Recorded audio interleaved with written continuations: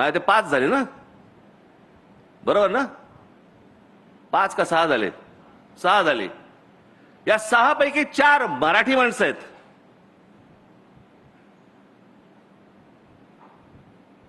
म्हणजे या देशामध्ये सर्वात मोठे जे काही पक्ष किंवा संघटना ज्या काही उभ्या राहिल्या,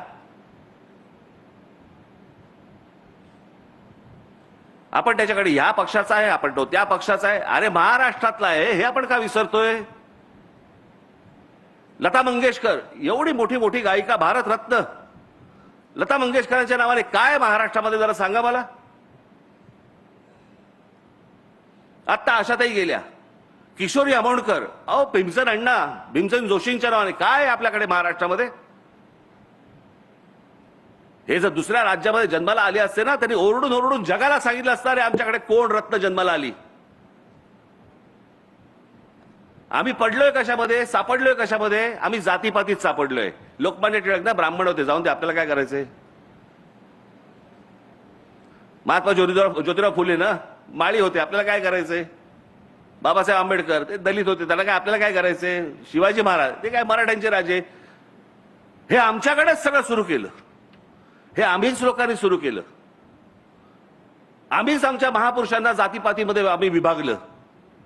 आम्हीच आमच्या लेखकांना, कवींना, आम्ही सगळ्यांना आम्ही जातीमध्येच बघायला लागलो. पुस्तकाचं नाव नाही बघायचं, पुस्तकाचा लेखक बघायचा आणि त्याप्रमाणे पुस्तक विकत घ्यायचं की नाही घ्यायचं आम्ही ठरवायचं. कोण काय बोललंय याच्यावरती आम्हाला काही देणं घेणंच नाही रे. इतका विभागलेला, इतका बेसावध मराठी माणसापेक्षा दुसरा माणूस नाही भूतलावरती.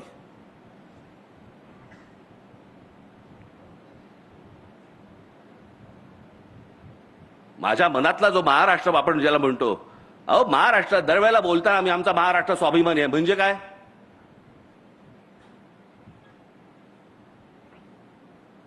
म्हणजे काय आम्हाला कळतच नाही. बरं, अनेक सुशिक्षित लोक आहेत, त्यांनाही समजत नाही. मी नेहमी सांगत असतो ना, माणूस सुशिक्षित असून उपयोगाचा नाहीये, तो माणूस सुज्ञ असावा लागतो. ते मध्यंतरी काय ते झालं ना, ते काय सिंदूर काय ते युद्ध बिद्ध काय ते झालं सगळं, आणि मग सगळे जण सुरू झाले, कराची ले लिया, इस्लामाबाद ले लिया, आणि काय अजून काय घेतलं, लाहोर ले लिया. साला म्हटलं हे घेऊन करायचं काय याचं. समजा उद्या लाहोर घेतलं तर लाहोरमध्ये सत्ता कोणाची. बाकी सगळं पाकिस्तानचं, मध्ये लाहोर फक्त भारताची. असं कसं होऊ शकतं. काहीही थापा मारतात आणि आमचे लोक टाळ्या वाजवतात. घेतलं बरं का एकदाच लाहोर, जणू का हात सोडून आला होता तिकडनं. काही माहिती नाही, कशाचा कशाला काही पत्ता नाहीये. आपल्याच जगामध्ये, आपल्याच विश्वामध्ये दंगलेले असतात, रमलेले असतात. जा एकदा बाहेरच्या राज्यांमध्ये बघा, दुसऱ्या भाषांमध्ये कधी दुकानाच्या पाट्या तरी लागतात का बघा. आज महाराष्ट्रामध्ये अनेक ठिकाणी, आज भाईंदर बिंदर या ठाणा बिणा अनेक ठिकाणी आज गुजराती पाट्या लागतात. पुण्यामध्ये गुजराती पाट्या लागतात. माझा भाषेला विरोध नाहीये, भाषा तिकडे गुजरातमध्ये, भाषा कुठलीही चांगली, पण ते तिकडे त्या राज्यात, ज्या राज्याची राजभाषा जी आहे त्याच भाषेमध्ये इकडचे बोर्ड लागणार. याच्यावरती आपण ठाम राहिलं पाहिजे. आणि मग माझ्या सहकार्यांनी उद्या सर समजा काहीतरी केलं की लगेच आमचेच बोलणार. खरं तर मारायला नव्हतं पाहिजे. मग काय करायला पाहिजे होतं. आरती ओवाळायला पाहिजे होती त्याची. काय करायला पाहिजे होतं.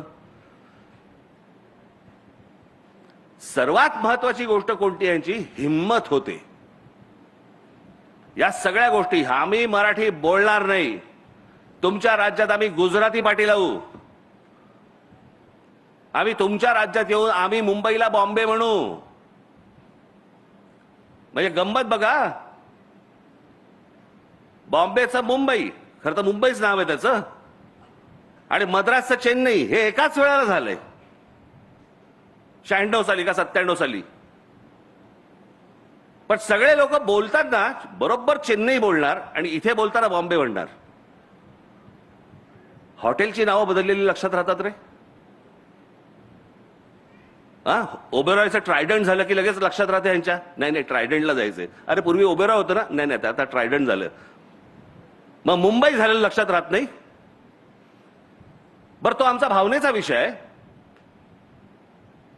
तिथे 7 आयलंड्स होती, बेटं होती. त्या 7 बेटांवरती फक्त एक मंदिर होतं, ते मुंबा देवीचं मंदिर होतं. आणि मराठी माणूस देवीला आई म्हणतो. तो तिथे जाताना कुठे चाललास? मुंबईला चाललो, मुंबईचं दर्शन घ्यायला चाललो. याच्यातनं ते मुंबई हे नाव आलं.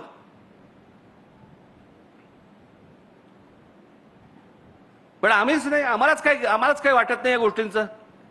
एखादा समोरचा काही बोलला की बाबा काय बॉम्बेला जाऊन आलो, आम्ही पण काही लक्ष देत नाही. मागे एका चित्रपटामध्ये केलं होतं त्यांनी, चित्रपटामध्ये बॉम्बे बॉम्बे बॉम्बे उल्लेख होता.